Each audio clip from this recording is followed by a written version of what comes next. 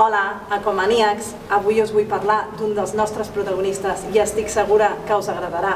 M'acompanyeu? Veieu aquest tauró tan gran? Es diu solraig de sorra i en tenim uns quants al nostre oceanari. Sempre neda amb la boca oberta. Us heu fixat amb la de dents que té? Els taurons poden tenir de 3 a 20 fileres de dents. Quan s'escau una dent de la primera fila, la de la segona fila es mou endavant i d'aquesta manera ja té dent nova. Les seves dents són molt importants per a poder-se alimentar. A l'Aquàrium de Barcelona els donem de menjar de 2 a 3 vegades a la setmana i els nostres companys baixen amb ells per a poder-los alimentar. Així doncs, encara creieu que són uns animals tan ferotges? De les 41 espècies de taurons que hi ha al Mediterrani, 23 estan en alt risc d'extinció, entre elles el solraig de sorra.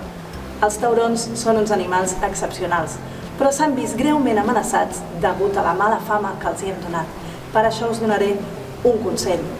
Busqueu informació d'aquests animals i de ben segur que trobareu maneres de protegir-los.